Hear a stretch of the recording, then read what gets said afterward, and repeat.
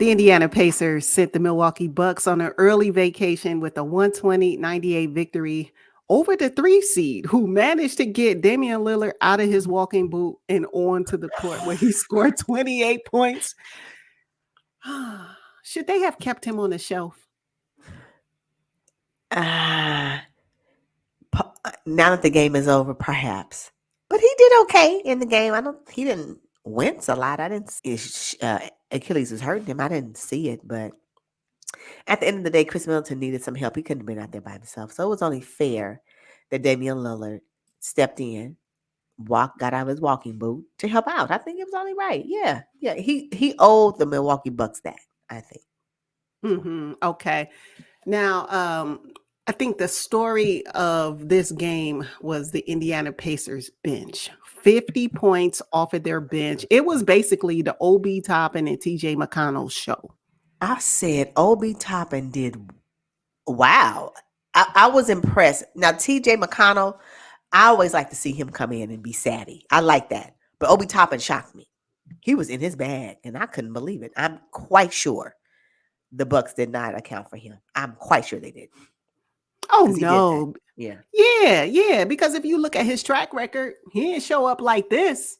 Exactly. In the past. Yeah. So that was really the game, the bench production, because you only got 10 points off of the Milwaukee Bucks bench, Yeah. and it just wasn't enough. I looked at Giannis during the game, and there was a period where he just looked like, we just don't have enough.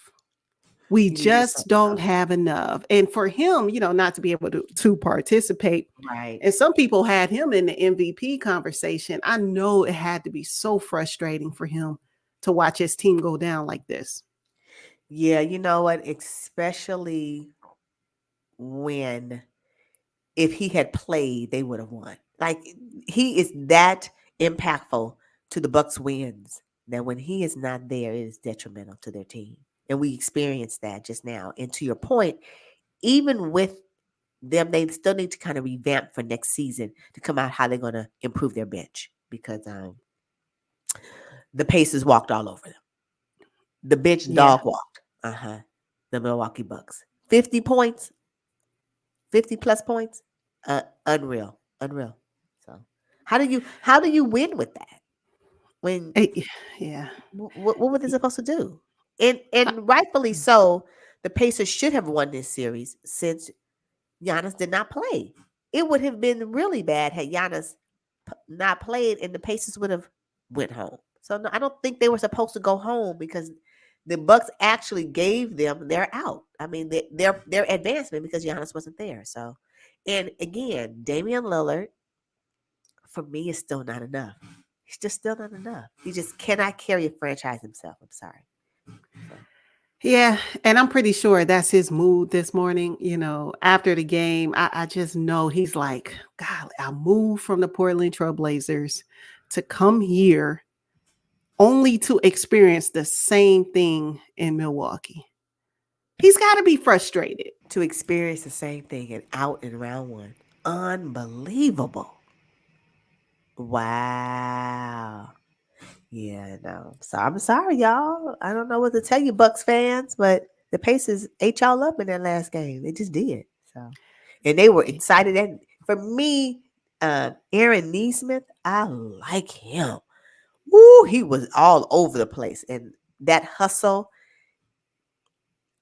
I think that is just unmatched. It's almost like when you get to the playoffs, it's when your grit has to show. If you don't have the grit, the cutesy cutes, it just don't last, and it's just not sustainable through a playoff series run. So I just like the grit that Aaron Neesmith have. I like that. Okay.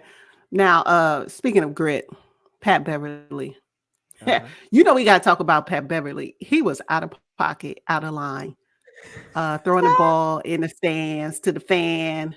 Uh, basically being very rude and obnoxious to the after the game commentator in the locker room or reporter in the locker room. I don't know if you've seen the little video. It's a clip floating around where there's a female reporter asking him a question, and he's like, "Are you subscribed to my pod?" And she's like, Ugh. subscribe to my pod. Subscribe to your pod? No. And then he goes, oh, well, you can't interview me then. Please move that mic out of my face. Yeah. It was so disrespectful and just nasty, you know. And I normally don't see Pat Bev like that in the media, more so on the court, which to me is acceptable, but Right. it was Uh-uh. just poor sportsmanship. It was very ugly by Pat Bev. I just, I think he did okay on the court. I expect his antics. I don't think they were outlandish as they have been in the past. But no, he can't be rude to the reporter. That's just doesn't make sense. Ugh. Okay. So the Pacers got the victory. They move on to the semi-conference finals where they're going to have to face a New York Knicks team who's Ooh, coming out of the trenches after girl. battling the Philadelphia 76ers. Big test for them. Miles Turner, going to need Miles Turner to really show up in the next round. Because I'm looking at these little 5 points he scored in this game, and it's just not enough. Mitchell Robinson is going to give him all the business if he shows up like this. All the business. It's going to be a hot mess. And then if I wonder who Thibodeau will start. Will he start Hardenstein or will he start Mitchell Robinson? I wonder. Huh. Mm-hmm. Yeah, so let's move to the Knicks game. As we know, they defeated the Philadelphia 76ers in a wire to wire. Well, honestly, it didn't start out wire to wire, right? It I didn't. mean, the It didn't. first quarter was a complete domination by the New York Knicks. But Yep. I think the worst lead to have is an early lead because you knew, I mean, come on, the Knicks had to have known that the Sixers were going to get it together and come back. And by halftime, I think we were looking at a tied game. Yes. Yes. Yes. Yes. And then that's when I said, okay, it's hopeful that the Sixers can actually pull this off and move us to game 7. But I'm going to tell you right now, the Sixers failed to win the offensive rebound game, right? That Josh Hart, the player of the game was Josh Hart. I'm sorry. Yeah. Josh Hart from the Knicks, where do you need him to be? Because that's where he's going to be. When I tell you that man jumped to get them rebounds, when he was in the way on defense, hustling for the ball, he gave his whole body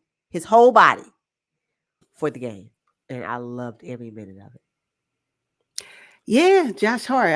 I think you texted me during the game. It was like Josh Hart redeemed himself. Yeah, Yeah, he he did. absolutely did. Because I'm He did. telling you, when he basically sealed the game in the Yep. final seconds of the fourth quarter with that three ball, and I thought he was going to be afraid to take it, you know, but he wasn't. He knocked it down. I'm happy for Josh Hart. Really happy to see Jalen Brunson really like show that he can play this game at a very high level and lead an organization, a franchise, and in this case to the next round. Yeah. Can't wait to see. You know what? Jalen Brunson is really skilled at managing double teams. He's able to dribble and stop. You know, he move fast and he'll stop, and so he forces fouls upon him so he can go to the free throw line. I think that's one of the differences between him, Jalen Brunson, and Maxi. Maxi has difficulty in trying to manage double teams. It was highlighted in game six. Game six. Yes. Uh-huh. Yeah, it was highlighted in game 6, which prohibited Maxi from really going off like he normally does, and like we would like to see him do to help the Sixers win basketball games. But yeah, I noticed that, and I just like how Jalen Brunson, he made some shots last night that I said, "Is that Nikola Jokic?" Like I wasn't expecting it to go in. One shot, I said, "Did that even go in the basket? Did that even go in?" I saw the net move, but I didn't see the ball go inside. You know, it was weird. But he did an amazing job, and he put the team on his back. But I'm just telling you right now, Dante DiVincenzo, I said in our previous discussion about what's next, that the Knicks will need Dante to show up, and he did that. He did it. Yeah, it was time for a Dante DiVincenzo showing. It really was. And he started out really well, played 48 minutes. You mean tell me he played the entire game? That is crazy. He sure did. Wow. But see, that's the thing about it. They did not look exhausted, the Knicks. Josh Hart, Mhm. Dante DiVincenzo, and Jalen Brunson did not look exhausted. Now I'm quite sure they were tired, but they still looked like they were ready, especially that last timeout, right before the last timeout at the end of almost at the end of regulation. I'm Uh-huh. like, Josh Hart was wiping off his face. I'm like he getting ready to, he got his second win. I said, oh, this is amazing. Yeah. Yeah, OG Ananobi was huge for the Knicks as well. I say, yeah, OG, this is why they brought you from the Toronto Raptors. Yeah. Happy to see him have some success, because he is an NBA champion. I mean, let's not forget about that. Right, right, right. And he was a critical piece to that NBA championship. So it wasn't like he was a bench warmer. No, he was a starting lineup critical piece for the Toronto Raptors in 2019. So yeah, yeah, for him to show up the way he did, I thought it was also amazing. And I like Hardenstein. I like how he makes himself known, you know, in the paint to make sure he can get the rebounds. I think it's going to be really critical that he continues that in the next series. But yeah, I like Hardenstein for sure. It's a shame the Clippers gave him up. Pretty sure they could use him. Oh, Use him right now in their absolutely. series. But similar to the game prior with the Bucks and the Pacers, the Knicks didn't get much production from their bench, 5 little points. Yeah. If you think that's going to take it, if you think that's going to be enough in the next round, think again. Miles McBride, he scored 3 points. And I mean, sometimes he can go off from the 3 point line, but that 3 pointer he hit was crucial. And I'm like, oh, that young man has Yeah. guts because the Yeah. game Yeah. was on the line at that Yeah. point. Yeah. Yeah, it was. Because the first one he banked. He didn't get it. Yeah, I think the first two. Yeah, I agree. I agree. And to be so young in the league and to still have the courage to do that at the, you know, the stretch, I thought it was pretty amazing. Yeah, I agree. I Yeah, agree. yeah. Okay, so the Sixers, they got donuts from two of their starters and Tobias Oh Harris my and goodness. Kyle Lowry. Now How? Kyle Lowry, he is one of the veterans on the team. So I do need for him to put up some points because of his veteran leadership and because he is a champion as well. So it is disappointing to see the 0 points for 12 minutes. However, max contract Tobias Harris, unacceptable. Matter of fact, and I text you or when we talked after the game, I said I forgot he was even on the team. That's how inefficient. That's how I didn't even notice he was on the floor. I didn't even recognize him on the floor until one of the commentators said, "Oh, that's Harris." And this was in the fourth quarter. What? Where he been? Yeah. I cannot believe that man played 29 minutes. You got to be kidding me. I can't believe I didn't even notice him on the floor. He was so ineffective. It just did. Why was he there? Zero Krispy Kreme. Unbelievable. Yeah, but it feels like he didn't even really try because he only shot the ball twice. And I think he's seeing the writing on the wall, unfortunately, right? The Sixers fan base has no faith in Tobias Harris. But I'm telling you, Kelly Oubre, Yeah. if the Sixers would have won this game, he would have been my player of the game for them. He's Um, just got that hustle.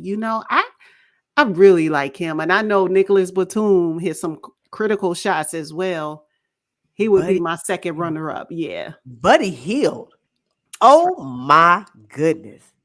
He's finally, because the previous games where he was inserted in, I was like, "Oh, buddy, what you left your shot in Indiana? What happened?" But this one right here, he was hot as a firecracker, and it's unfortunate that Nick Nurse did not bring him back in the third when he had the hot hand. I think that kind of hindered the Sixers from really pushing a win out of this particular matchup. So Now Joel Embiid played 40 minutes on one leg. I still feel like, and I know he scored 39 points and had 13 rebounds, made all his free throws. I get it. But Joel Embiid, I just wish Coach Nick Nurse would have gave Mo Bamba some of his time. Because I think Maxey would have been able to push the pace, yeah, and maybe the Sixers would have outscored the New York Knicks. And yeah. I'm okay with the Knicks winning this series. I mean, let's just put that on the record. But I really wanted a game 7 in this, and we didn't get it. Yeah. You know what? I realized that although to your point, Embiid did, if you look at the box score, he did get his his points and his production is there, right? But if you watched him play the game, he didn't play the game free. It was almost like he was afraid that he was going to re-injure his knee. You know, when he would Mhm. slightly jump up a little bit, it was almost like it was, tight. It wasn't loose. He didn't seem loose in playing the game. So I think that he was compromised. We know that. And so but in spite of all of that, he still played. And for me, that says a lot for his character to still get out there knowing that he was really, truly injured. And I wouldn't be surprised if he needs surgery on the knee at this point. Yeah, yeah, it's Again. already Yeah. reconstructed. Uh-huh.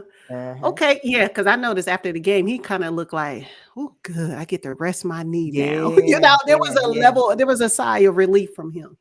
Uh-huh.